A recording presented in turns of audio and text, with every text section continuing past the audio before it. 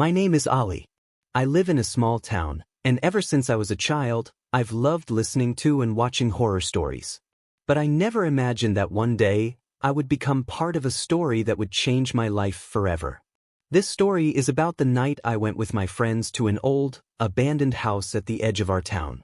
People called it the House of Shadows.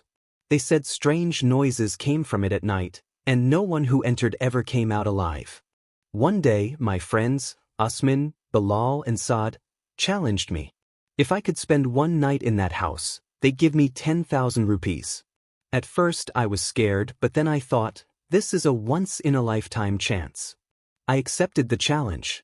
At midnight, we packed our phones, flashlights and some snacks, and set out for the house. We joked and laughed along the way, but as soon as the house came into view, everyone fell silent. The house's walls were crumbling, and the door was rusted shut. We pushed hard, and with a loud creak, the door finally opened. Inside, it was pitch dark, except for the beams of our flashlights. We saw old furniture, broken chairs, and scattered photographs on the dusty floor. Everything was covered in thick layers of dust. Suddenly, a photograph caught my eye, a little girl in a white dress, but her eyes looked strange, almost alive. We explored the ground floor together. It was eerily quiet. Then, suddenly, we heard the sound of a child laughing from one of the rooms. We all looked at each other. Usman whispered, "Where did that come from?" I stepped forward and opened the door to the room. No one was there, but an old doll lay on the floor. Its eyes seemed to stare right at me. When I picked it up, a red, blood-like liquid dripped from its eyes. I dropped the doll in fear. We decided to go upstairs. The staircase was old and creaky. As we reached the top, a cold gust of wind blew past us. Saad said, "There's something here." Bilal tried to laugh it off. "It's just the wind, nothing else." But then, we saw a shadow at the end of the hallway. It looked human, but its face was blurred. We all froze. The shadow slowly started moving towards us. Usman screamed, "Run!" We ran and locked ourselves in a room. It was pitch dark, except for our flashlights. On the wall, written in what looked like blood, were the words, "No one ever leaves from here." Saad whispered, "Who could have written this?" Suddenly, someone started banging on the door, as if trying to break it down. We all held the door shut together. Then, just as suddenly, everything went quiet. In the corner of the room, I found an old diary. I picked it up and started reading. It belonged to a girl named Aisha. She had written, "They have locked me here. I want to leave, but the shadow won't let me. Every night, it terrifies me. If anyone finds this diary, please set my soul free." Reading the diary sent chills down our spines.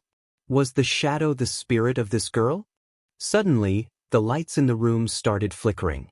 A loud, piercing scream echoed around us. We saw the shadow enter the room. Its eyes were blood red, and its face was burned and twisted. It reached out towards us.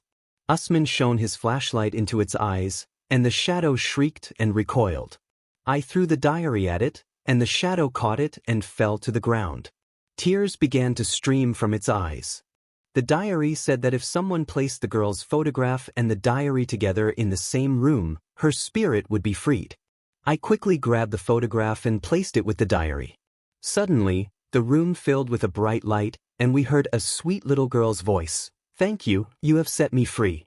The shadow slowly dissolved into thin air, and the room fell silent once again. We decided it was time to leave. As we opened the door, the atmosphere in the house had changed. The darkness wasn't as suffocating, but there was still a strange chill in the air. As we hurried down the stairs, it felt like someone was watching us. But when we looked back, there was nothing there. We rushed out of the house as fast as we could. When we got home, we thought it was all over.